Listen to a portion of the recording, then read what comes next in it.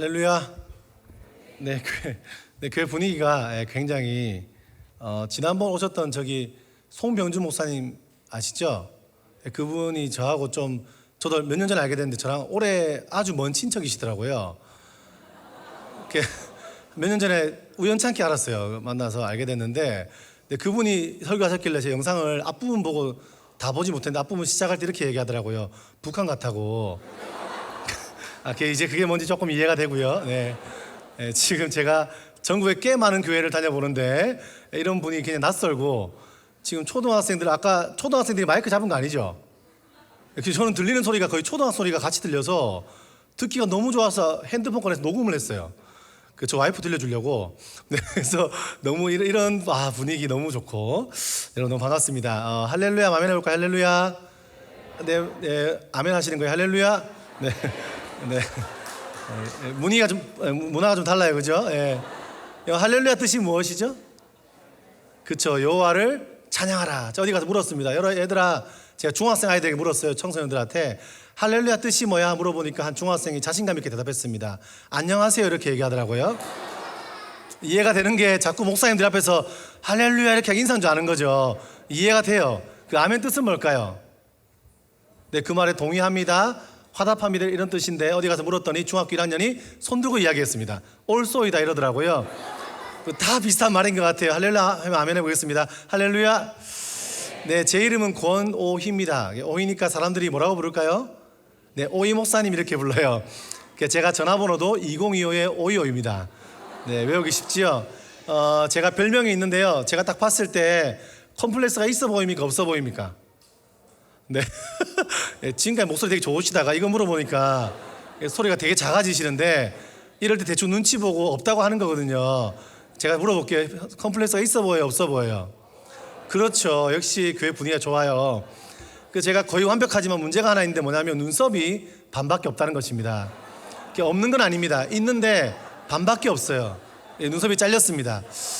저희 아내는 자꾸 저보고 그 눈썹 문신을 해라고 얘기하는데 전 돈이 없다 이렇게 얘기하고 있습니다. 눈썹이 반밖에 없으니까 중학생들이 물어보더라고요. 제가 포항에 있는 한 교회에서 중등부 사역할 때 그 중학생들이 한 200명 되는 교회였습니다. 중학생들하고 200명 되는 아이들하고 매주마다 5년 동안 매주마다 중학교 아이들 눈 400개를 매주마다 쳐다보며 설교를 하니까 더 이상 여기서 있다가 보면 빨리 죽을 수도 있겠다 생각이 들더라고요. 그래서 제가 부산에 고등부 사역하러 갔던 기억이 나는데 중등부 아이들이 그러는 거예요. 제 전도사 시절에 전도사님, 왜 이러니까 전도사님은 별명 전에 이렇게 말했어요. 전도사님은 전도사님 같지 않다는 거예요. 뭐 같냐 물어보니까 아이들이 말하기를 저는 전도사나 목사나 이런 게 안 어울리고 어울리는 직업이 있대. 그래서 우리 아이들이 같이 이제 200명 아이들이 조사를 했는데 우리 전도사님의 가장 어울리는 직업이 뭘까?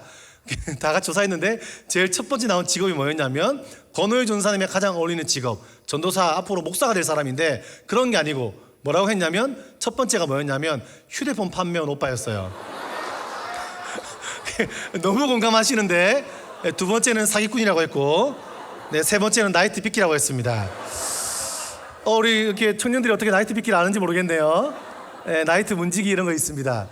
아무튼 그렇게 얘기했고 별명을 지었다는 거예요. 뭐냐고 물어보니까 눈썹이 제가 반밖에 없으니까 전사님 별명 이런 별명 뭐냐 물어보니까 별명을 지었대요. 뭐냐 물어보니까 그 눈썹 없는 그림을 아니에요. 눈썹 없는 그림 뭐죠? 모나리자인데 제가 모나리자라 했으면 별로 기분 안 나빴어요. 뭐라고 했냐면 모나리자도 아니고 이러는 게 뭐라고 했냐면 모자르다라고 얘기했습니다. 저는 오늘 제주도라는 곳, 우리 다 함께 떠나요 둘이서 아시나요? 모르시죠? 목사인 저는 유행가 알고 여러분 오직 말씀과 기도로 살아가시니까 제가 제주도에 있는데 그 제주도에서 방금 비행기 타고 온 따끈따끈한 권오희 목사입니다. 여러분 오늘 우리가 에듀센터 맞나요? 네, 에듀센터 교사 은신 예배기도 하고 또 이야기 들어보니까 또 우리가 하고 있는 예수 제자 아카데미 맞습니까? 제자 비전 아카데미 또 기도 하고 또 보니까 오늘 그리고 참석한 분들이 다 중복되잖아요, 그죠? 주일학교 교사 시키도 하고 중복되기도 하고 또 교사들을 위한 설교를 준비하는데 오늘 보니까 놀라운 사실은 아이들이 너무 많아요. 그래서 지금 어디 초점 맞춰야 될지 모르겠는데 이 분위기가 약간 아이들이 알아서 묻어가는 분위기 같아요, 그죠? 우리가 함께 이 시간에 짧은 시간이지만 하나님 말씀 나누고 아까 목사님하고 대화 나누면서 이미 여러분들 영상으로 다 보셨겠지만 함께 또 현장에서 생 라이브로 같이 또 살아온 삶의 얘기를 나누면서 하나님 안에서 다시 한번 은혜 받고 회복 얻는 이 시간 되어지기를 간절히 소망합니다. 여러분 다음 세대 사역한다는 건 쉽지 않습니다. 그죠? 주일학교 교사로 섬기는 것도 우리가 열심을 가지고 뜻을 다해서 어린이집 또 그리고 학원에 또 CMS인가요? 그 CMS라고 하길래 저희가 지금 그 후원받고 있는 통장 그거 하는 개설 이름이 CMS인데 조금 당황스러웠어요. 아무튼 당황스러운데 그래도 걔 익숙하고 되게 좋았어요. 오늘 처음 보는데 전사님 소개하면 CMS 하길래 저도 얼마 어저께 누구한테 CMS로 학교 후원을 부탁했는데 되게 익숙한 느낌이 들어서 좋았습니다. 아무튼 우리가 교사로 섬긴다는 게요 쉽지 않지요. 주일학교 교사 섬기는 것도 쉽지 않습니다. 열정을 가지고 시작하지만 특별히 우리가 영유아 유치부는요 섬겨보면 너무 행복하시죠. 그죠? 주일에 보면 영유아부 아이들 사역하면 거의 천국 같잖아요. 근데 문제가 뭡니까? 영유아부는요 우리가 주일에만 만나서 좋지 매일 만나면요 쉽지 않습니다. 그죠? 주일에 만나니까 좋아요 이렇게 말하지만 매일 보면 엄마들이 쉽지 않은 거죠. 또 놀라운 사실은 유치부나 영유아부는 담당을 하면 열심히 에너지를 쓰고 기도도 해주고 내가 너의 선생님이 하면서 안아주고 선생님 너무 좋아요 뭐 이러면서 얼마나 행복해요. 근데 문제가 뭐냐 1년 뒤에 만나면 못 알아봐요. 그죠? 알아보지 못합니다. 당신이 누구십니까? 이렇게 당신은 누구시길래 나한테 아는 척을 하지요? 이런 표정인 거죠. 그러니까 초등학교 1학년, 2학년, 3학년까지도 괜찮아요. 왜냐하면 애들이 말을 좀 들어요. 그죠? 말도 듣고 찬양하자면 찬양도 하고 율동하면 율동도 하고. 놀라운 사실은 이 교회 분위기는 약간 중고등부대도 다 하는 분위기라서 좀 당황스럽긴 한데요 일반적으로 그렇지 않거든요. 애들이 초등학교 이제 3학년, 4학년 괜찮은데 5학년 되고 6학년 되는 순간부터 아이들이요 이제 내가 주일학교에 내가 이제 형하다, 내가 이제 고참이다 이런 마음으로 율동 안 하려고 하고요 제일 뒤에 서고요 천국은 마치 뭐 이런 거 부르면 율동하면 막 짜증나면서 뭐 천국이 뭐야 뭐 이러면서 애들이 막 화를 내거든요. 나는 왕자다, 난 공주다. 너무 당황스러워 옆에 사람 눈 찌르고 뭐 이런단 말이에요. 그렇죠? 주일학교 그쯤 되면 애들이 말 안 듣기 시작하고 사춘기가 오기 시작하잖아요. 근데 그 중에서도 중등부 사역은 이제 초6부터 해서 중등부 사역은 말할 것도 없어요. 여기 한번 교회에서 중고등부 담당하시면 손 들어주세요. 중등부 담당하시는 분들, 중등부 담당하시는 선생님들. 네, 지금 다 휴가하셨네. 어디가 중등부 선생님들 계시고 또 자 우리 학교에서 난 중등부 담임쌤이시다 손 들어주세요. 여기 비전 아카데미에서 있으시고 또 학원에서도 중등부 가르치시는 손 들어주세요. 손들 마음에 없으신가요? 네, 박수 한번 주세요. 박수. 네.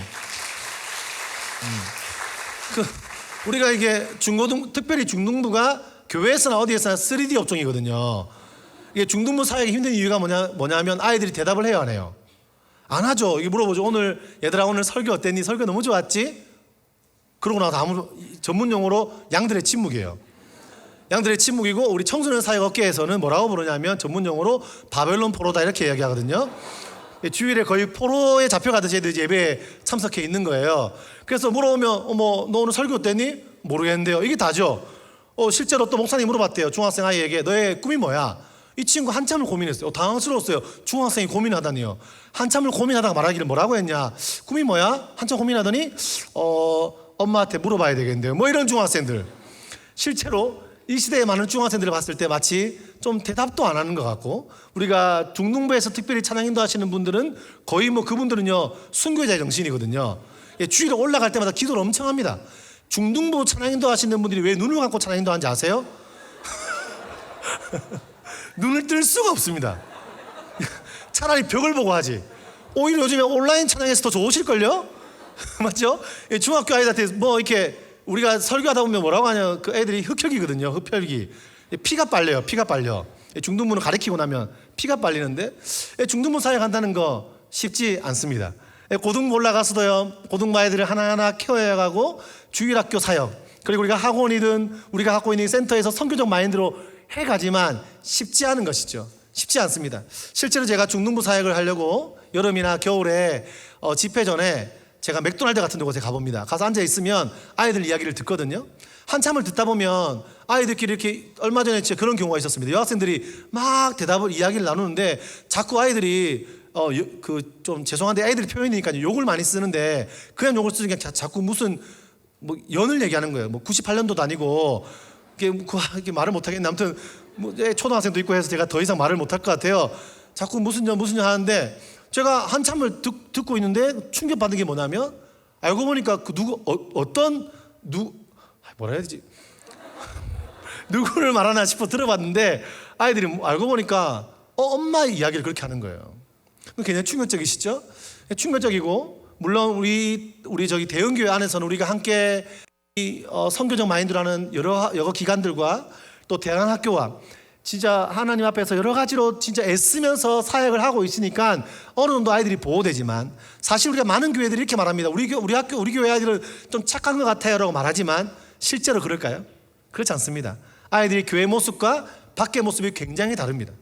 저도 학교를 시작한 이유가 단순했습니다. 제가 청소년 사역을 20년 가까이 하고 아이들과 3박 4일 금식 수련회, 4박 5일 금식 수련회, 2주 동안 비전 트립 할 수 있는 걸 모든 걸 다 해봤는데, 아이들이 주일에 평일에 제가 저녁에도 만나고요, 할 수 있는 많은 걸 해봤지만 아이들이 학교에서 가정에서 시간을 보내고 돌아오면 그냥 아무리 받았던 은혜도요 다 쏟고 돌아오는 거예요. 그래서 제가 단순했습니다. 제주도 땅에 가서 매일같이 아이들 만나고 싶다. 진짜 매일같이 만나서 아이들에게 말씀을 전하고, 매일같이 만나서 아침마다 큐티를 하고, 매일같이 만나서 기독교 세계관을 배우면서 해야만 아이들이 이 세상에서 좀 보호될 수 있겠구나, 그런 생각을 하면서 학교를 시작했었는데요, 실제로 지금 제가 많은 교회를 다녀보고 아이들을 만나보니까 아이들이 쉽지가 않습니다. 아이들이 실제로 쓰는 언어나, 요즘 아이들 그 언어를 우리가 이해하기가 쉽지 않지요. 요즘에 우리가 부를 때 청소년들을 뭐라고 부르냐 이렇게 부르거든요. 외계인이라 부르기도 하고, 전혀 다른 문화, 그 10대들은 거의 미전도 종족이다 이렇게 불러요. 실제로 5%가 안 되니까요, 청소년들이. 그래서 제가 그런 표현을 한 15년 전에 썼었는데요, 화성에서 온 중등부, 금성에서 온 교사. 이해가 돼 서로 안 맞는 거예요. 화성에서 온 고등부, 금성에서 온 부모. 하나도 안 맞아요. 애들이 이해가 안 되는 거예요. 교회든 어디든. 아이들이 쓰는 언어가 이해가 됩니까? 언어가 안 되죠. 우리는 그냥 추운데 아이들은 그냥 안 추워요. 꼭 뭐가 들어가요? 뭐나 춥죠, 그죠? 더우면 뭐가 자꾸 나요. 고도를 치는 것도 아닌데 자꾸 뭐가 나죠? 앞에 또 더 추우면 앞에 뭐가 붙어요? 뭐가 붙죠? 초등학생이 있어서 안 될 것 같아요. 뭐가 붙고 계속 자꾸 뭐가 나고, 이게 어디까지 써야 오늘 교사 예배라고 들었는데, 아무튼 뭐가 자꾸 나잖아요. 자꾸 나면서 덥다 이렇게 말한다고요. 언어가 이해가 안 되죠? 아이들이요 밤을 새며 게임하는 거 이해가 됩니까? 이해 안 되죠? 아이들이 밤을 새며 게임하고, 그 10대들의 소원이 뭐냐면 그런 거거든요. 3.1절 같은 빨간 날에, 혹은 대체공휴일 같은 날에 부모님이 멀리 여행을 떠나는 거예요, 그죠? 빨간 여행 떠나시면 그동안 엄마 때문에 못했던 엄청난 시스템의 컴퓨터 앞에 앉아서 인사를 나누고, 롱타임 노시 이러면서 인사를 하면서 게임을 마음껏 하는 게 아이들의 소원이죠. 자유롭고 싶고, 아이들이 그 쓰는 언어들도 이해가 안 되고, 아이들이 사는 생활 패턴도 이해가 안 됩니다. 10대들을 이해한다는 게요 쉽지가 않습니다. 지난주에 학교에 부모 교육 하는데요, 한 어머님이 그러시더라고요. 이해가 안 돼. 우리 중학교 2학년 남자애가 이해가 안 된다는 거예요. 왜요? 그러니까 다 귀찮대요. 그러니까 뭐 이렇게 공부하는 것도 귀찮고, 뭐 하는 것도 귀찮고, 예배하는 것도 다 귀찮다는 거예요. 그러니까 제가 뭐라고 했냐, 죄송한 말씀이죠. 어머니, 이제 그 아이가 중학생이 되고 엄마랑 말하는 걸 귀찮아할 때가 됐습니다 라고 말씀을 드렸어요. 어머니가 충격을 받으시더라고요. 실제로 중학생들은 이제 그 시기가 되면 엄마로부터 독립하고 싶어 하거든요. 그때부터 아빠의 역할이 되게 중요해지고, 아니면 교회나 어딘가에 모델들 남자의 역할이 되게 중요해지는데, 어머니들이 그때 그동안 내 말 잘 들었고, 그죠? 그동안 내가 사준 옷을 입었는데 이제 안 입으려고 하죠? 이렇게 엄마가 차려주는 밥이, 엄마 밥이 제일 맛있어요 이렇게 말했는데, 요즘 애들이 점점 엄마 밥을 안 먹기 시작하죠. 중학생이 되면서 엄마들이 그걸 못 견뎌하는 거예요. 근데 그때쯤 되면 아이들을 조금 거리둘 필요가 있죠. 여러분, 우리가 다음 세대 사역으로 교회에서 또 가정에서 다음 세대 아이들을 키우고 있고, 또 우리가 아카데미에서 또 각자의 여러 가지 분야에서 아이들을 만나고 있는데 쉽지 않은 것 같습니다. 근데 그럼에도 불구하고 시대가 변하고 세상이 변하고, 우리가 이렇게 모여서 같이 모임을 하고 헌신을 하고 기도하고 예배하는 이유도 뭐냐면, 결국은 아이들의 삶을 변화시키고 아이들의 삶의 진짜 변화를 만드는 것은 바로 그리스도의 복음인 줄 믿습니다. 그리스도의 복음을 통해서 우리가 진짜 변화될 수 있고, 오직 하나님의 말씀과 살아계시는 예수 그리스도의 십자가의 복음과 하나님의 능력과 하나님의 일하심만이 아이들의 심령을 쪼갤 수 있고, 아멘 하십니까? 아이들의 삶을 새롭게 할 수 있고, 세상에서 미디어와 세상에서 수많은 유혹과 이 땅의 가치관, 잘못된 가치관이 끊임없이 아이들을 공격하지만 그들을 보호할 것은 오직 복음과 교회 공동체인 줄 믿습니다. 우리가 그것 때문에 모여서 기도하는 거고요. 그것 때문에 모여서 같이 우리가 마음을 모아서 시간을 쓰는 것이고요. 그것 때문에 교사들이 헌신하는 것이고요. 앞으로 시대가 변하고 실제로 청소년 아이들이 교회를 떠나고 나면 10%도 남지 않습니다. 10%도 남지 않는 게 통계예요. 이제 이 한국 교회가 텅텅 비게 생겼는데 이럴 때일수록 다시 한번 우리가 마음을 모아서 기도하고 예배하고 이제는 우리가 주말에만 보는 게 아니라 평일에도 그리고 그들에게 선교적 복음을 전하고 이런 시간들을 통해서 저는 대형교회가 앞으로 10년 뒤와 20년 뒤가 지금보다 더 아름다운 교회 될 줄 믿습니다. 그런 마음 때문에 모인 것이죠. 오늘 간증과 학교 이야기를 요청받았는데요. 제가 사실 돌아보면 이미 아까 놀랐어요. 왔는데 저한테 인사를 갑자기 저를 마치 아는 것처럼 인사하시는 분이 많았습니다. 영상으로 저를 보셨다면서 인사해 주시는데 갑자기 제가 연예인이 된 기분이었습니다. 기분 굉장히 좋았습니다. 여러분, 제가 이 영상에 보셨겠지만 사실 제가 그 방송에 안 나간다 했다가 나가기로 결정한 이유가 방송에서 간증 한번 딱 하고 앞으로 어디 가면 간증을 안 하고 설교해야 되겠다 싶었는데 방송 끝나고 나서부터 간증이 쇄도하기 시작했습니다.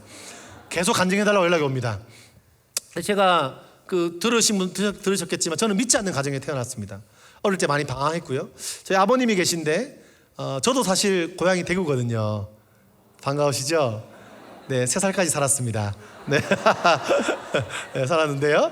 대구 있다 양산으로 갔는데요. 저희 아버님이 좀 재밌는 분이세요. 저희 아버님이 굉장히 예전에는 좀 무서웠는데 지금은 좀 아버님 보면 재밌게 대화하는데 저희 아버님이 일단 직업이 많으셨는데 저희 아버님 태권도 공인 5단에 특전사 출신이십니다. 좋을까요, 안 좋을까요? 안 좋아요. 맞으면 엄청 아파요. 그래서 많이 맞았고요. 그래서 아버지가 태권도 하시고 실제로 특전사였는지 아닌지는 알 수 없었는데 얼마 전에 아버님 댁에 가보니까 특전사에서 무공 훈장 받으셨더라고요.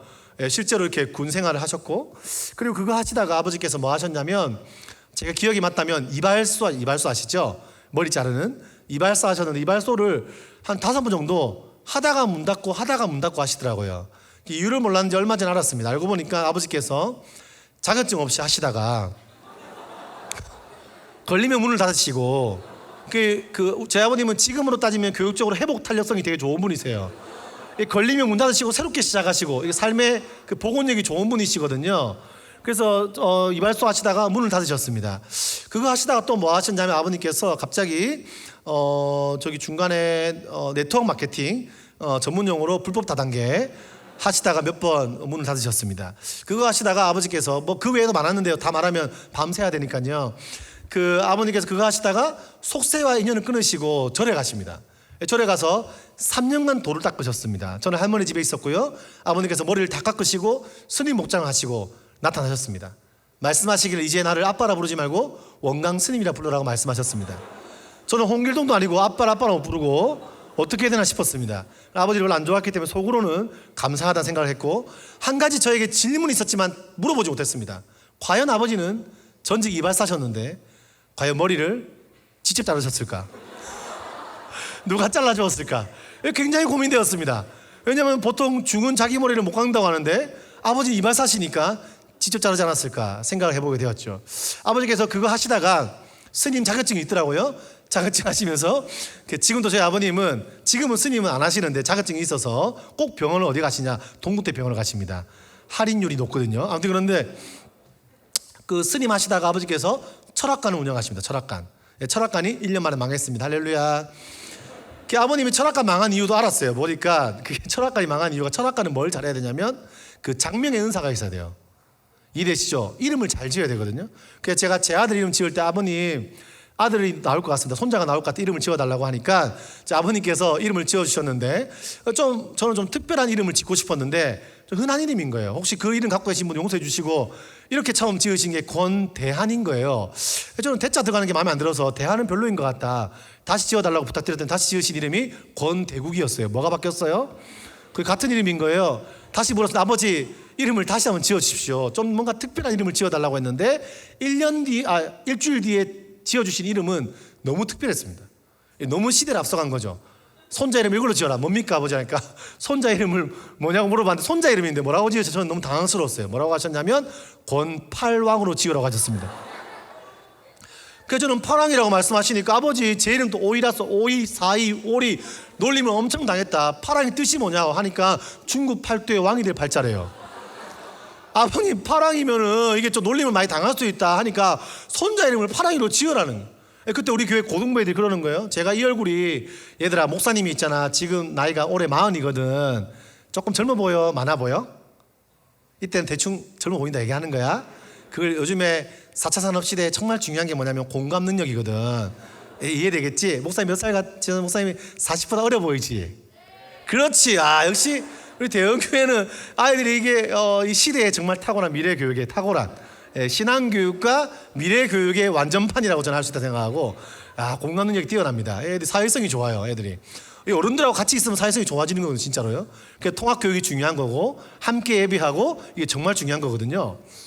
근데 제가 그 아들 이름이 파랑이라는데 우리 고등부들이 그러는 거예요. 제가 이 얼굴이 중3 때 얼굴이거든요. 그때 이후로 늙지 않았어요. 중학교 한 번에 늙었어. 그래서 제가 중학교 때 너무 늙어 보여서 선생님들이 당황스러워했는데 우리 고등부 애들이 그 사진을 딱 보더니 말하는 거예요. 목사님 왜 이러니까 전사님 왜? 전사님 아들 이름을 파랑이로 지으십시오. 그게 왜 이러니까 와 이름 파랑이면 전사님의 중학교 때 그 얼굴에 파랑이면 완전 셉니다. 학교 가면 바로 통입니다 이러는 거예요.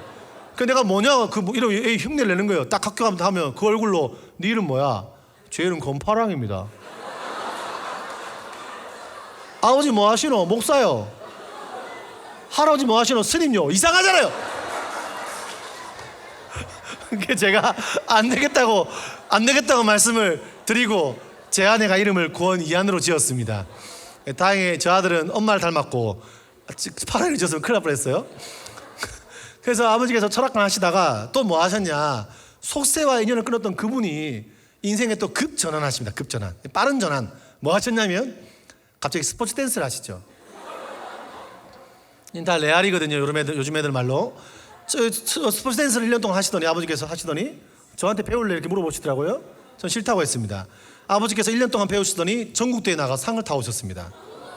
최근에 영천에 있는 지역 얘기하면 안 되는데 가까운 데라 노래자랑에 상 받으셨고 제 아버님의 꿈은 트로트 음반을 내는 것이고 제가 조만간에 그 음반을 들어드리려고 지금 마음을 갖고 있는데 대형교회 오니까 스튜디오가 되게 좋더라고요. 여기 좀 쓰면 될까 싶습니다. 목사님과 좀 친해지면 제가 물어볼까 싶습니다. 아버님께서 그거 하시다가 뭐 중간에 고물상도 좀 하셨고요. 할아버지 하시던 뭐 이런저런 직업들을 많이 가지셨어요.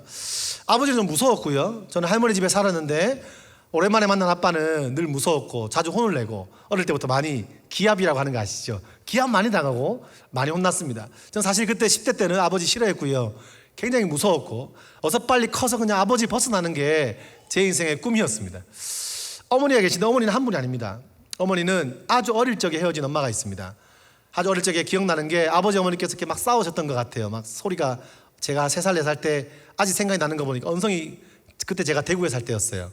대구 살 때 언성이 높아졌는데 그날 이후로 어머니를 못 만났습니다. 아마도 그때 헤어지신 것 같아요. 두 번째 어머니도 한 10년 동안 어머니셨는데 그러니까 좋은 분이셨지만 엄마로서 느낌은 잘 없었어요. 왜냐하면 같이 살지를 많이 못했고 그 어머니에 대한 기억이 한 가지입니다. 제가 초등학교 3학년 때 할머니 집에 있다가 폐렴에 걸립니다. 폐렴에 걸려서 안 되겠다 싶었는지 대구로 왔어요. 그때 아버지께서 대구에 계셨고요. 대구에서 이발소 한 3번째 이발소 정도 하실 때지 않을까 싶고 제 기억이 맞다 남산동이었을 겁니다. 거기서 이발소 하실 때였는데 1년 같이 살았는데 그때 제가 이제 같이 살다가 감기에 걸렸나 봐요. 기침을 콜록콜록 했습니다. 초3 때 기침을 콜록콜록 했는데 너무 시끄러웠는지 어머니께서 와서 이렇게 약을 주거나 안아준 게 아니라 새엄마라도 요즘에는 새어머니가 더 잘해주시잖아요. 그죠? 요즘에는 그 사회적 인식도 있고 집에 뭐 한두 분 없나요? 아무튼 그런데 약을 주거나 안아주신 게 아니라 너무 시끄러운 저를요 초등학교 3학년인 저를 어머니께서 발로 찼어요. 그래서 제가 막 차니까 기침을 콜록콜록 하다가 눈물을 주르륵 흘리며 잤던 기억이 납니다. 그 어머니도요 헤어지셨습니다. 세 번째 어머니는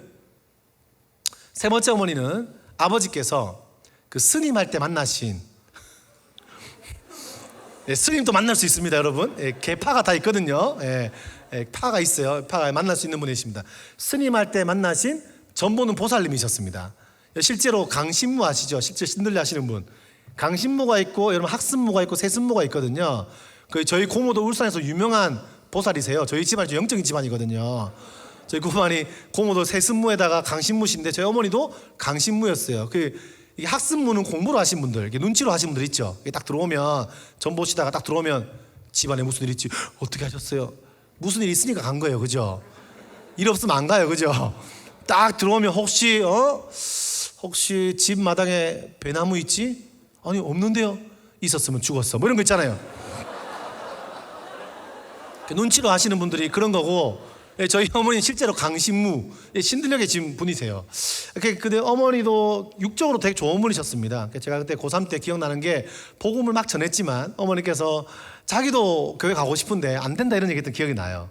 근데 그 어머니께서 제가 20살 때 뇌출혈로 돌아가셨습니다. 원래 이게 신들리신 분들이 끝이 안 좋아요. 그래서 저희 고모도 간질로 들어 누워서 제가 몇 년 전에 가서 복음을 전했고요. 그리고 저희 어머니도 제가 기회 되고 마지막까지 복음을 전했는데 알 수 없습니다. 그러니까 제가 엄마 복이 없는 건지 엄마 복이 많은 건지, 엄마가 많으니까 엄마 복이 좀 많은 것 같기도 해요, 그죠? 어머니께서 돌아가시고 제가 제 손으로 장례를 다 치러드렸죠. 그 이후에 제가 25살 때 필리핀에 단기 선교를 떠났습니다. 제가 하나님 만나고 주님 위해 살겠다 결정하고 필리핀 단기 선교를 떠났는데 제가 6개월 만에 잠시 집에 왔는데 또 저희 집에는 새엄마가 계셨습니다. 또 제 허락 없이 네 번째 엄마가 와 있는 겁니다. 아버지가 저한테 어머니라 불러라고 말씀하시길래 따로 아버지를 불렀습니다. 아버지, 제가 좀 컸으니까요. 그동안 지나간 공식적인 엄마들 외에 비공식적인 아줌마들까지 아버지 제가 제대로 못 대한 적이 있습니까? 저는 꽤 예의 바르게 지냈던 것 같은데 엄마가 너무 많습니다. 엄마가 더 생기면 너무 힘들 것 같다. 10년 제가 6개월 뒤에 다시 집에 돌아올 때까지 엄마로 계시면 어머니로 모시겠다고 이야기했습니다. 아버지께서 알겠다고 말씀하시고 지금 감사하게 지금 10몇 년 지났는데요, 어머니로 계십니다. 우리 대형교회 성도님들이 기도 많이 해주셔야 됩니다. 하나님, 권호희 목사 집에 더 이상 엄마가 안 생기게 해주세요. 꼭 기도해 주셔야 됩니다. 여러분, 일단 제가 엄마가 더 생기면 간증하려면 시간이 너무 오래 걸립니다. 그리고 제가 중요한 건 제 아들들한테 누구를 할머니로 소개할지 너무 당황스럽거든요. 꼭 기도해 주시면 감사하겠습니다. 할 얘기 많지만 오후 시간에 제가 너무 길게 하면 안 되니까요, 짧게 제 이야기를 했는데요. 그럼 제가 이런 가정에 자라면서 자존감이 높았을까요, 낮았을까요? 굉장히 낮았습니다. 꿈이요, 소망이요, 그런 거 없었습니다. 노는 게 좋았습니다. 친구들과 어울려 다니면서 노는 게 좋았고, 인생의 꿈이란 소망은 찾을 수 없었고, 학교에서는 선생님들께 때로는 쓰레기란 말을 듣기도 하고, 친구들과 어울리다가 할 수 있는 많은 나쁜 짓들을 했습니다. 저희 동네 친구들하고 주로 하던 게임이 그런 게임이었죠. 주로 하는 스포츠가, 아이들이 있으니까 이걸 어떻게 표현할지 모르겠는데, 남의 물건을 나의 것으로, 이런 스포츠 아세요? 지나가다가 이 물건 내 거 하면 내 거 되는 그런 게임 아시죠? 주로 망을 보기도 하고, 제가 조금 리더십이 있어 팀플로 활동을 했거든요. 한 3-4명씩 같이 활동하면서 너는 망을 보면 좋겠고, 네가 직접 행동대장을 하면 좋겠고, 지나가는 친구들 너의 주머니에 있는 물건을 나에게 다오 하는 이런 나쁜 짓들을 했는데 조심해야 됩니다. 좀 미투가 심하기 때문에. 제가 진짜 방황하는 시절에 그냥 친구들 어울려 다니고 인생의 얼굴에요, 화가 가득했습니다. 제가 지금 제 얼굴에 그게 상상이 안 가시죠? 제가 인상 좋기로 소문났거든요. 공감을 안 하시는 것 같은데 갑자기 인색하시네요. 남의 안 좋은 얘기하면 되게 기뻐하시고, 좋은 얘기하면 약간 분위기 안 좋아지고, 분위기 좀 그런 것 같아요. 할렐루야. 네. 제가 감사합니다. 여러분, 제가 실제로 친구들과 화가 넘치고 부딪히기만 하면 친구들하고 싸우고, 주로 하는 게 오토바이 타는 거 유일하게 좋아하는 거였습니다. 보니까 오토바이를요 훔쳐서 절도해서 타고 다니다가 파출소에도 잡혀가고요. 오토바이 타는 게 왜 좋았을까? 시간이 지나서 돌아보니까 제가 속력을 60km, 70km, 80km 달리면 그때서야 엄마에 대한 원망, 아무리 친엄마가 저를 버리고 아버지 싫어서 떠났어도 한 번쯤 얼굴 보러 올 수 있잖아요, 그죠? 근데 어떻게 어머니 한 번도 안 올까? 제 마음에 있는 분노가 있는 거예요. 아버지는 이럴 거면 나를 왜 낳았을까? 이렇게 혼만 내고 할머니 집에 팽개치고 살 거면 나를 왜 낳아서 고생시키는 거야? 이런 마음의 분노와 원망이 늘 마음에 가득했습니다. 인상에 좋을 리가 없죠. 어른들에 대한 불만들, 그냥 기성세대와 어른들에 대해서 그 말도 안 되는 불만들을 가지고 제 내면이 완전히 썩어가고 있었습니다. 가끔 그냥 그렇게 오토바이 타고 달리다가 두 손 놓고 죽으면 좋겠다, 그런 생각 자주 했고요. 사실 그런 생각 자주 했지만 그럴 용기도 없는 게 제 모습이었습니다. 인생의 소망과 꿈 없이 살던 제가 저의 인생의 소망이 된 이유는 뭐냐? 너무 감사한 것은 제가 교회를 다녔다는 거예요. 할아버지가 저를 교회 데려갔습니다. 할아버지는 저를 교회를 전도하시고 할아버지는 교회를 그만두셨어요. 그만두셨는데 저희 할아버지가 그 교회를 그만두셨어요. 두셨는데 제가 교회를 다녀서 교회에 있었습니다. 근데 교회에 제 기억나는 게 한 선생님이 있습니다. 그 선생님이 초등학교 4학년, 5학년, 6학년 담임 선생님입니다. 나연옥 지사님이라는 분인데요. 지금 돌아보면 그분이 저를 일부러 자기 반에 넣은 거예요. 반 구성할 때 두 반이었는데 저만 늘 그분과 같은 반인 거예요. 보니까 제가 할머니 집에 살고 옷도 늘 깨지작에 입고 오고, 그러니까 늘 애가 상태가 안 좋아 보이니까 자기가 좀 케어해야 된다고 생각하신 것 같아요. 그분이 정말 좋은 분이, 왜 좋은 분이었냐면 지나가다가 만나면 용돈을 주는 분이었어요. 만나면 5,000원을 주시더라고요. 제가 초등학교 때. 그래서 용돈 떨어지면 늘 그분 집 주위를 배회했습니다. 또 돌고, 그 여리고 성들 돌듯이 있잖아요. 또 돌고 무너지지 않더라고요. 또 돌고, 또 만나면 처음인 것처럼 연기가, 그때 제가 연기 실력이 늘었어요. 선생님 웬일이세요? 이렇게 하면서 인사를 하면 용돈을 주셨거든요.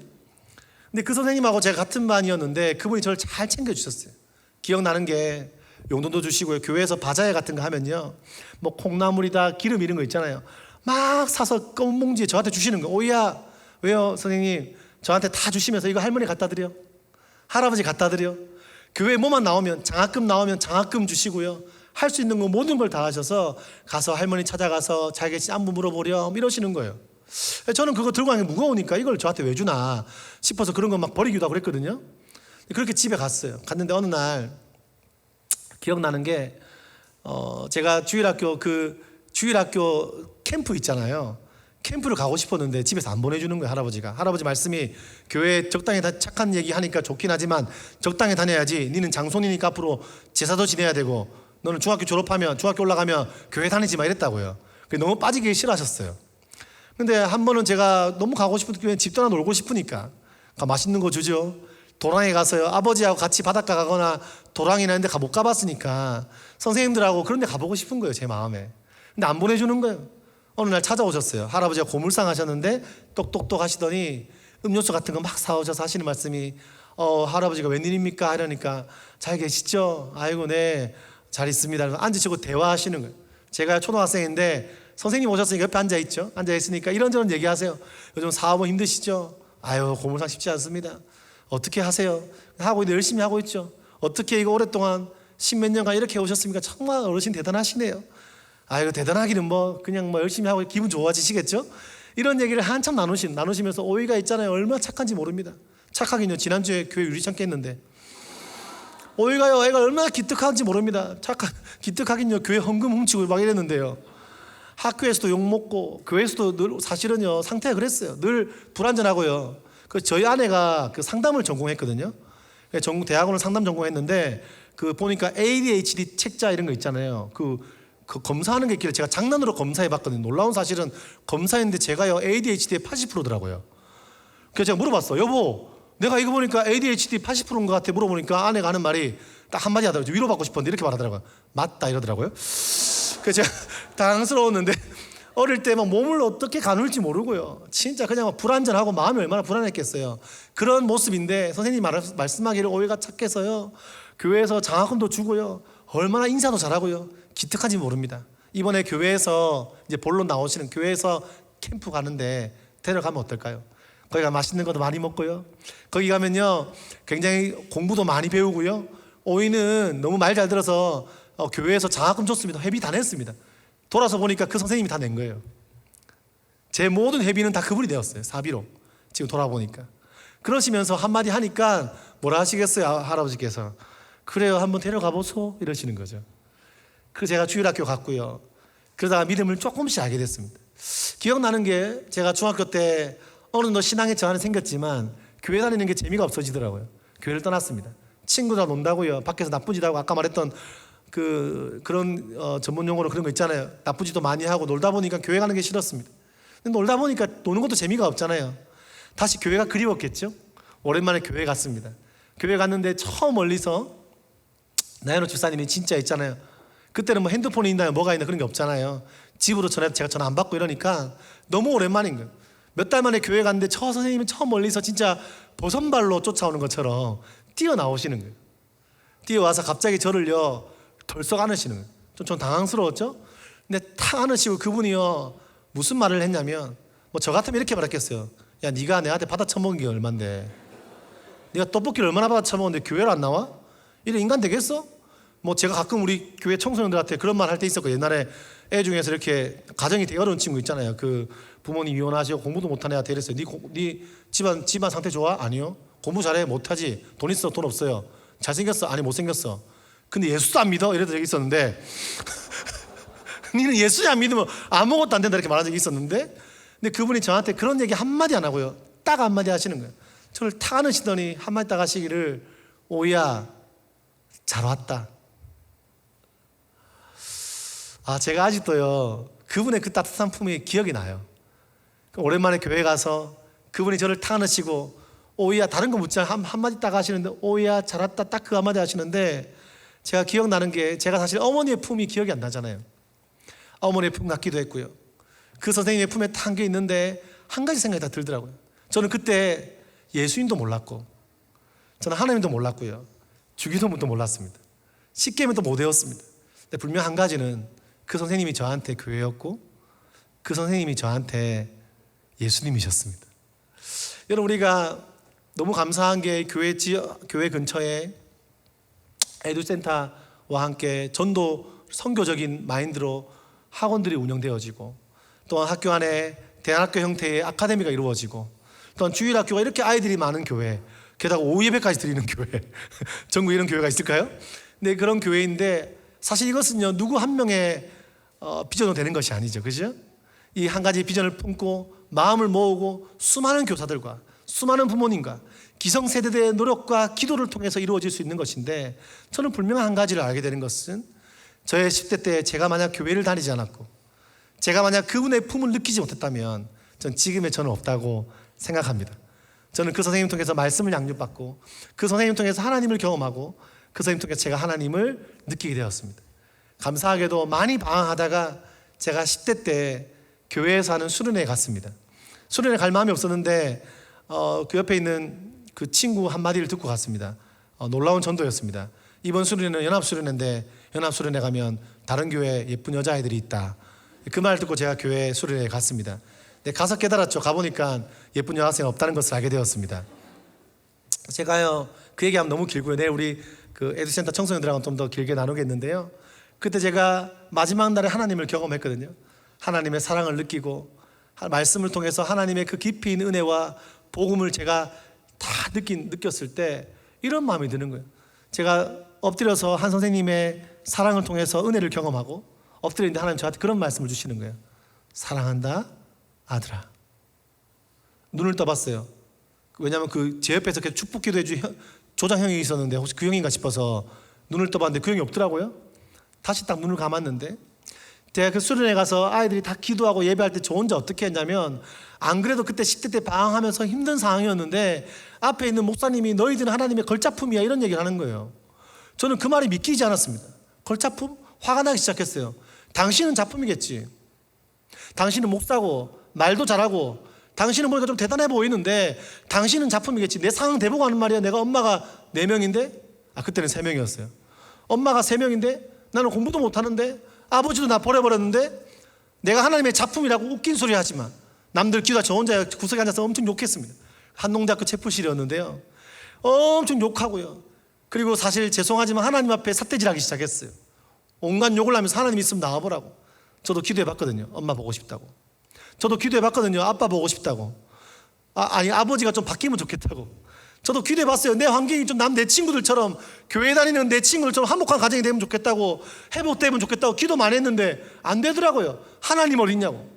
그날 밤에 하나님께 그렇게 제가 원망하는 기도를요 엄청 했습니다. 원망하다가 제가 하나님의 사랑을 다 경험하고 유머를 눈물을 흘리다가 하나님 저한테 그런 마음을 주시는 거예요. 사랑한다 아들아.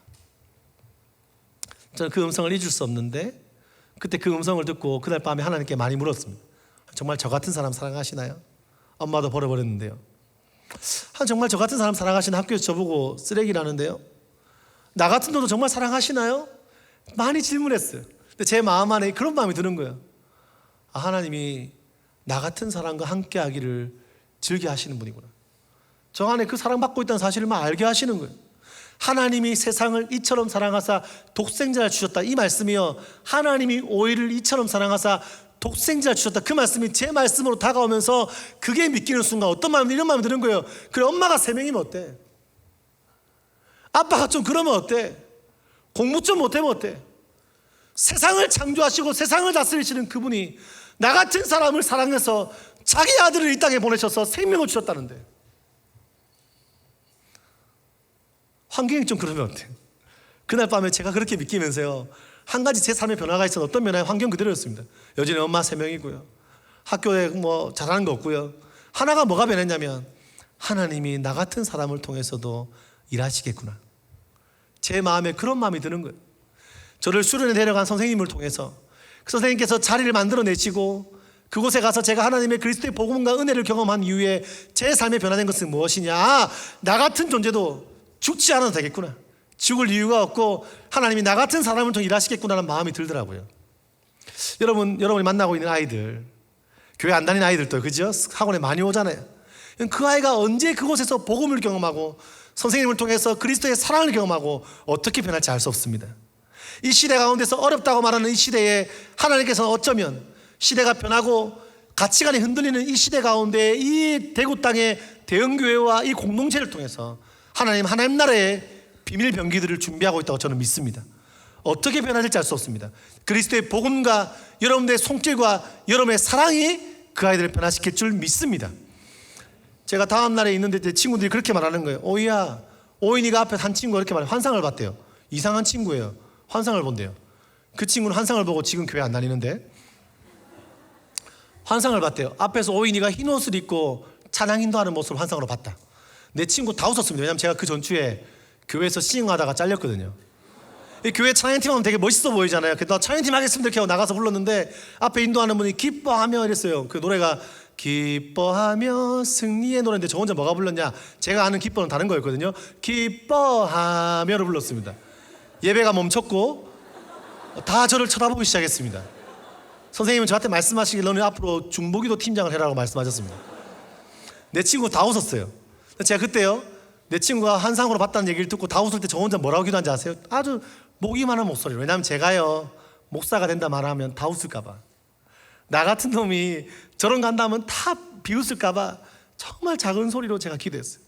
하나님, 제가 어제 뭔지 모르겠지만 하나님 사랑을 경험했고 예배를 통해 복음을 통해 주의 음성을 통해서 하나님 사랑을 알고 나니까 너무너무 좋은데, 너무너무 감사한데, 하나님 저도 때가 되면 나처럼 상처 많고 아픔 많은 10대들을 위해서 그들에게 하나님의 사랑을 전해주는, 앞에서 흰옷 입고 그때 막 찬양팀이 흰옷 입고 있었거든요.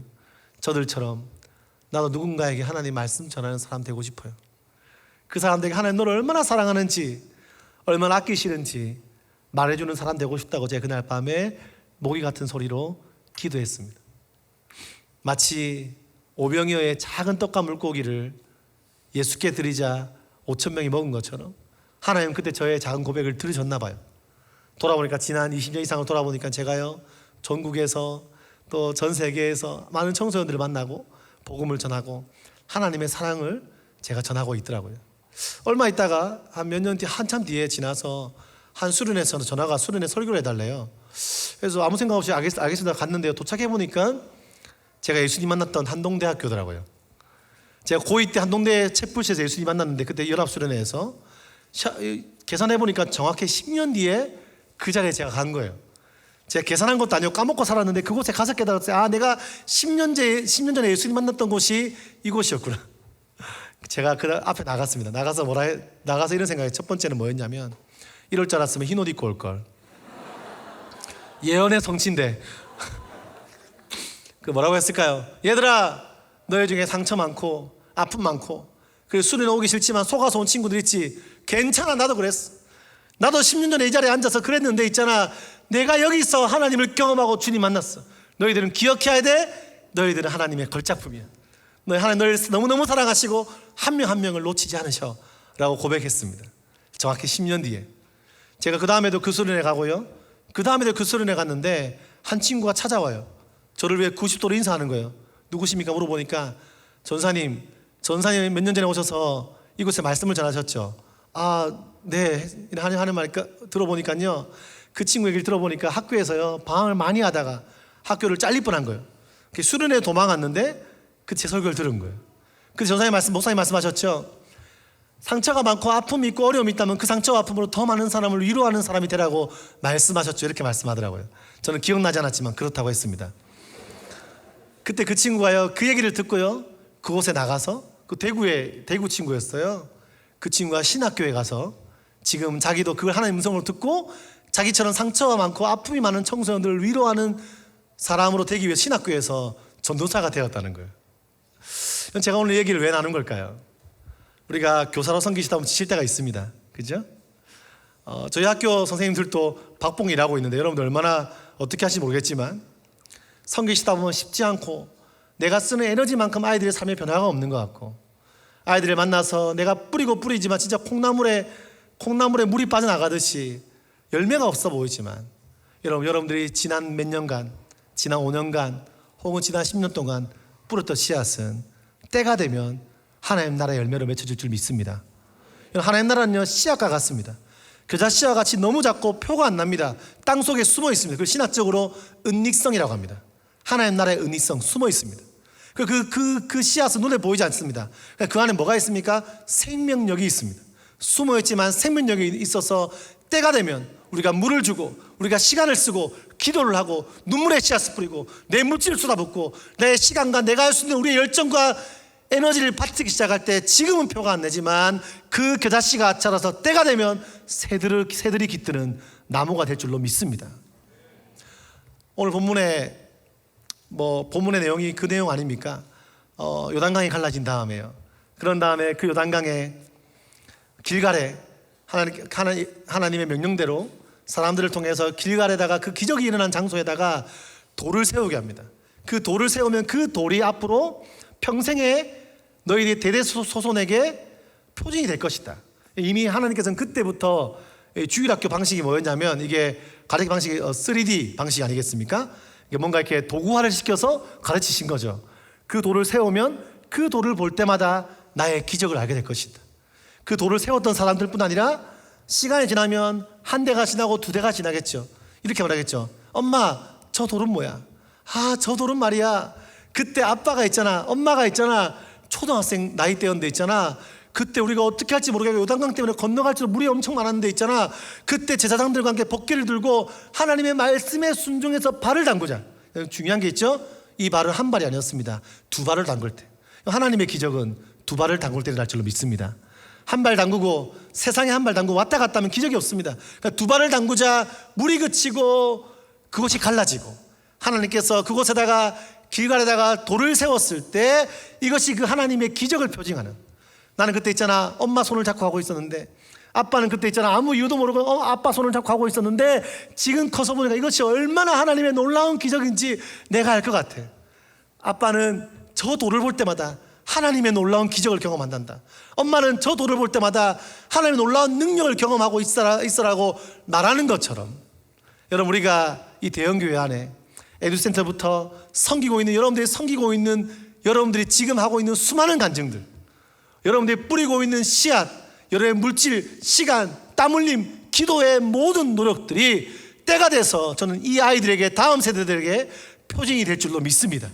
여러분의 노력과 여러분의 헌신과 여러분의 삶 자체가, 우리 선생님들의 삶 자체가 길갈에 세워진 돌처럼 대대손손 앞으로 이 교회가 앞으로도 시간이 지나고 몇 대가 지날수록 하나님의 표징되는 교사로 쓰임 받기를 소망합니다. 제가 제주도에 부름받고 떠났습니다. 제주도 갈 때 하나님께 그런 기도했거든요. 하나님, 제가 비행기에서, 제가 아무것도 아닌 사람인데 이런 기도했어요. 하나님, 제가 제주도 땅에 가지만, 제주도 갔던 이유는 하나였습니다. 뭐냐면 제가 대형교회 두 군데 사역을 하다가 부산에 있을 때도 고등부가 한 100명 됐어요. 그런데 아이들 뒤통수를 보는데 이름 모르는 애가 제가 있더라고요. 이렇게 사역하다가 사꾼 되겠다 싶어서 처음 사역했던 중고등부 한 20-30명 되는 교회에 가고 싶다가 제 기도 제목이었는데 제주에서 불렀습니다. 제주에 탈북자 애들 집회를 끝내고 지금 아까 말했던 이영경 사모님, 남편 목사님을 만났습니다. 밥 먹는데 밥 먹는데 이러시더라고요. 밥 잘 먹다가 갑자기 권전사, 제주도는 이혼율 1위, 재혼율 1위, 쓰레기 배출량 1위, 우울증 1위, 아동 성추행 1위, 교통사고 1위, 흡연율 1위다 이러시는 거예요. 같이 밥 먹다가 안 좋은 얘기를 엄청 하시는 거예요. 왜 이러시나 싶었는데 이렇게 말씀하시기를 제주도는 이런 상처가 많은 곳이다. 제주도에는 다음 세대 사역자들이 왔다가 얼마 지나지 않아서 외로워서 다 떠난다. 근데 권전사가 한번 이 다음 세대 사역에 베티경을 마음 없냐 이러시더라고요. 저는 목사님이 도박용을 쓰시길래 당황스러웠습니다. 근데 그날 그 얘기 듣고요, 제가 아내랑 호텔방에 가면서 그런 얘기 했습니다. 여보, 부산에 있는 산성교회나 그때 서울에서나 몇 군데 오라는 교회들이 있었거든요. 전임 교육부 사역 오라는 교회가 있었는데 그런 교회들은 이로써가 몇백 톤씩 몇십 톤씩 들어온다는데 제주도 교회는 지금은 가는 사람이 많이 없대. 가면 어떨까? 7년 전이었습니다. 물어봤는데 아내가 너무 쿨하게 그래 이러더라고요. 그래서 제주에 몸을 실었습니다. 얼마 있다가 비행기 타고 가면서 이런 기도에 하나님, 제가 제주 충신교회 중고등부 아이들을 위해서 나아가지만 저는 제주도 전체 지역 다음 세대를 품고 갑니다라고 기도했습니다. 지금 돌아오면 네가 뭐라고 이런 생각이 들어요. 돌아보니까 제가 교회에서 중고등부 사역을 하고요, 교육부 사역을 하면서 제주도 땅에 최초로 제주도 교회가 마음을 재정을 내서 제주도 미자립 교회 아이들을 위한 수련회도 하고요, 그리고 연합한 수련회 연합회들을 만들어서 연합회를 지금까지도 몇 년마다 도와주고 있고 제주 땅의 다음 세대에 위해서 많은 일들을 하나님께 저를요 그 고백을 들으시고 사용하는 제 모습들을 제가 보게 되었습니다. 그러다 5년 전에 아이들을 매일같이 만나고 싶다, 주말에 만나는 것이 아니라 매일같이 만나고 싶다는 마음을 가지고요 기도했는데 아내가 학교를 제주에 하면 좋겠다. 저는 처음에는 할 마음 없었습니다. 왜냐하면 제주도가 아니라 저는 부산에서 하고 싶었거든요. 근데 제가 예배 드리다가 하나님 저한테 그런 마음 주시는 거예요. 혹시 그 찬양 아세요? 부르신 곳에서 나는 예배하네. 이 찬양을 앞에서 인도하는 분이 불렀어요. 그때 디사이플스, 마커스 뭐 이런 팀들이 왔는데 디사이플스의 정신호 목사님이 마커스의 부르신 곳에서를 불렀어요. 왜 남의 곡을 부르나 싶었어요. 근데 이걸 막 부르신 곳에 막 부르는데 그때 제 안에 하나님 저한테 주신 마음이 있었어요. 뭐였냐면 오야 내가 너를 제주에 불렀다. 무슨 말일까? 당연히 제주 불러서 온 거 아닙니까? 근데 제가 기도하다가 이곳이란 말이 그동안 제가 제주 땅이라고 했을 때에 언젠가 떠날 장소로만 기억하고 부산 땅에 가서 학교해야지 그런 마음을 갖고 있었는데 그날은 그 장소란 개념이 부르신 곳이 그 땅으로 해석되는 거예요. 제가 2년째 예배 들었지만 진짜 그 땅에 내 마음을 진짜 놓고 기도하지 못했던 거예요.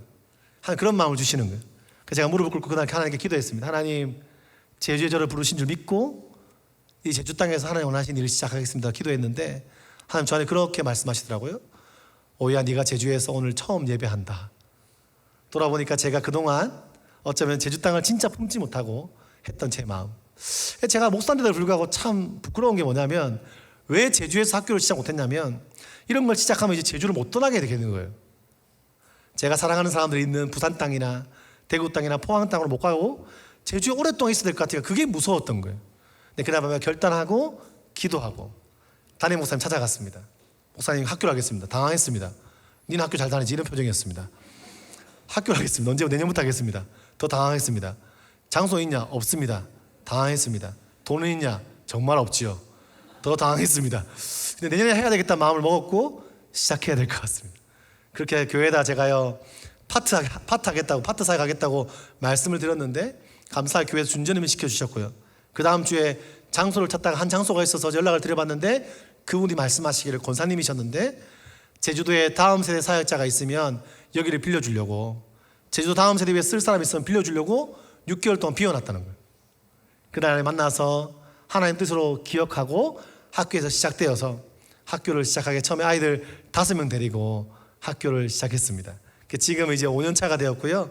제주도에 한 7교회 목사님들이 이제 연합으로 법인을 만들고 그리고 이제 교회도 장소도 옮겼다가 그 교회가 갑자기 팔리는 바람에 또 옮겼습니다. 그래서 제가 대형교회 와서 너무 부러웠어요. 장소가 너무 좋고 처음에 여기도 앞에 있는 콘테이너에서 시작했다고 들었는데 하나님 은혜로 말미암아 이렇게 시작된 얘기를 들었는데 그렇게 시작돼서 지금 제주 땅에서 복음의 불모지를 할 수 있는 곳에서 나무와 숲이라는 학교를 시작해서 하고 있습니다. 제가 선생님들께 자주 말씀드립니다. 제 학교 쌤들한테도 우리가 거제도에서 오신 쌤도 계시고요. 대구에서 오신 쌤도 계세요. 전국에서 오셔서 쌤들이 섬기고 있는데 당장 우리 아이들에게 당장 많은 변화가 없을 수도 있지만 우리가 지금 흘리는 눈물과 우리가 지금 드리는 우리의 기도와 아이들에게 우리가 모든 드리는 모든 열정은 우리가 우리 때에 받아먹는 것이 아니라 이 아이들이 커서 10년 뒤와 20년 뒤에 하나님이 이 아이들을 통해서 이 땅 가운데 놀라운 열매를 허락하실 것입니다. 믿으십니까? 우리가 헌신예배로 모였습니다. 다음 세대를 품고 있는 이 놀라운 교회, 다음 세대 아이들이 오후에 모여서 이렇게 많은 아이들이 같이 예배하는 이 놀라운 교회에서 우리 함께 공동체를 형성한다는 것은 너무너무 아름다운 일이고 너무너무 감사한 일인데, 여러분 쉽지 않고 지치겠지만 다시 한번 이 시간을 통해 헌신하고 하나님 저를 이곳에 부르셨사오니 이곳이 부르신 곳인 줄 믿고 이 땅에서 예배하고 이 땅에서 섬기고 아이들 한 명 한 명을 주님의 사람으로 세워가겠습니다. 고백하는 이 시간이 되었으면 좋겠습니다. 그래서 제가 오늘 설교했으니까요, 인생에서 절망적이고 아무것도 그 반주 좀 해주시겠어요? 살짝. 인생에서 아무것도 할 수 없고 절망 가운데서 어떤 삶의 기로가 보이지 않던 저의 삶이지만 교회 공동체에, 그리고 함께했던 믿음의 공동체의 사람들을 통해서 길들을 제시받고 복음을 경험했고 하나님 만나서 지금은 저는 그런 생각하거든요. 이 정도면 성공한 거 아니겠습니까? 그죠?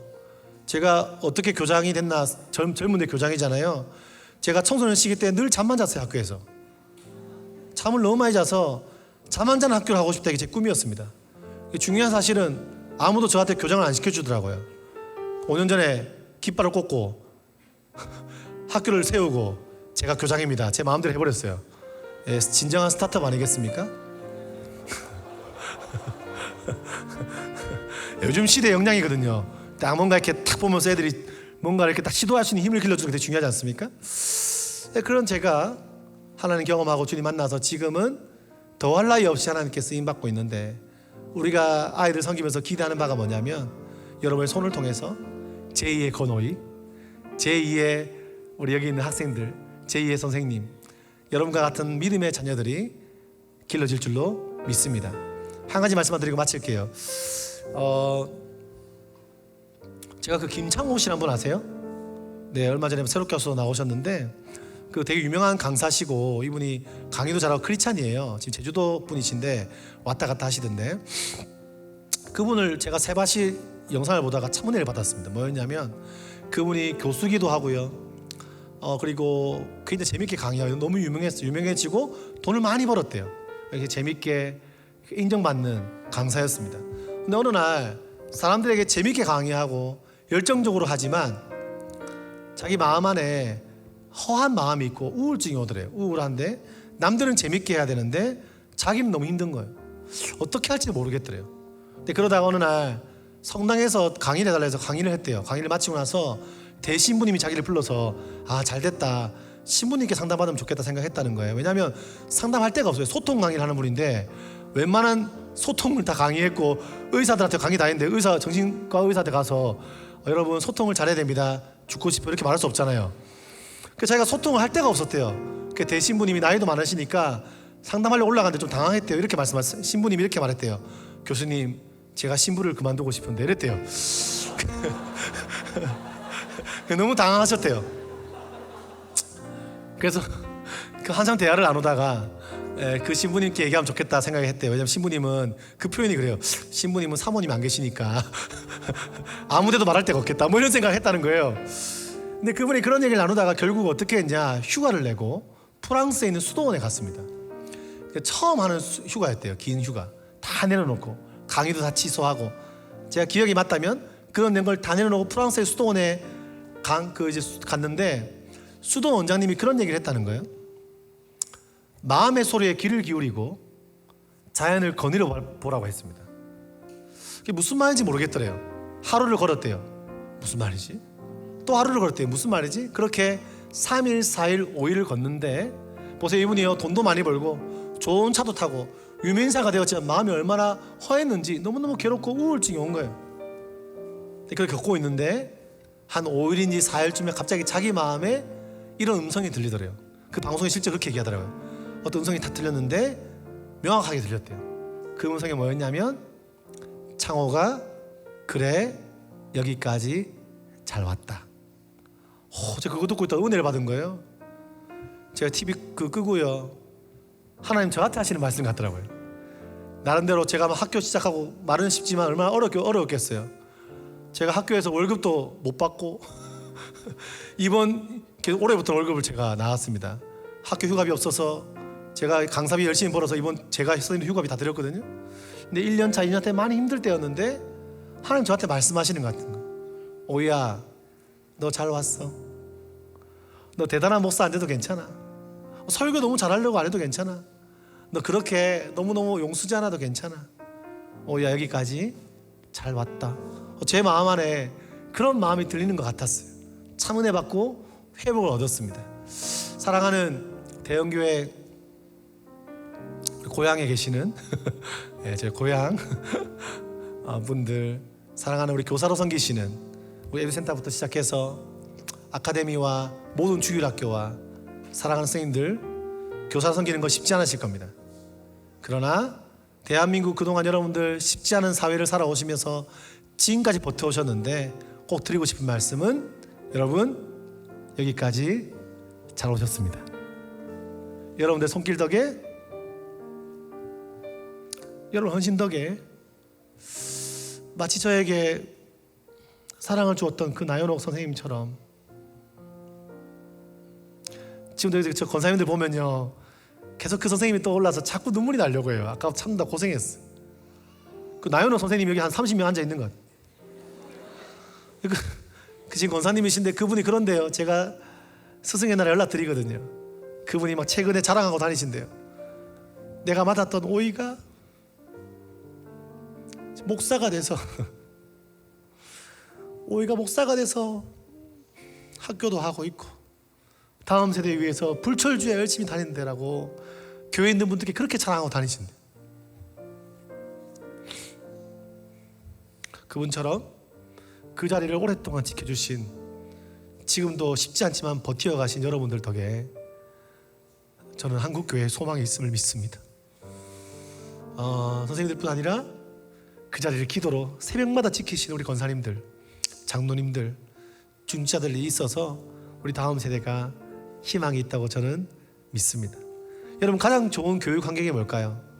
좋은 스피커, 좋은 영상 다 너무너무 중요하지만 여러분, 세상의 사람들이 우리 아이들 머리 쓰다듬어 주는 거랑 예수를 믿고 복음을 아는 여러분들이 축복하는 마음으로 아이를, 너 너무 앞으로 하나님 널 쓰실 거야, 하나님 너와 함께 하실 거야 라고 교회 어른들인 여러분들이 머리 쓰다듬어 주는 거하고요 본질적으로 다른 거 아니겠습니까? 그래서 이 교회의 가장 좋은 교육적 환경은 뭐냐? 여러분들입니다. 작년 세대들, 여러분 덕에 하나님께서 놀라운 열매를 허락하실 거라고 저는 믿습니다. 여러분, 예전에 나라가 어려울 때 중국이나 뭐 이런 곳에 가서요 사람들이 이제 공동체를 세워서 우리나라에서 세워서 우리 믿음의 손조들이 뭐 김약이나 윤동주나 그런 분들이 다 같이 이렇게 같이 살아갔잖아요. 살아갈 때에 그때 가장 좋은 밭을, 가장 좋은 밭의 10분의 1을요 탁 떼서 거기에 나오는 모든 곡식을요, 곡식을 약전이라고 불렀는데 그 모든 곡식들을 뭐라고 했냐면 오직 교육에만 투자했다고 합니다. 가장 좋은 곡식과 가장 좋은 땅을요 교육을 위해서 썼다는 겁니다. 우리 믿음의 손조들은요 그렇게 했습니다. 그런 의미에서 대형교회는 여러분 저는 너무너무 감사한 것 같아요. 여러분 앞으로도 함께 저도 제주에서 열심히 섬기겠습니다. 그 일에 부름받아 멋지게 쓰임받는 사랑하는 선생님 되시기를 축복합니다. 함께 우리 이 시간에 찬양하겠습니다.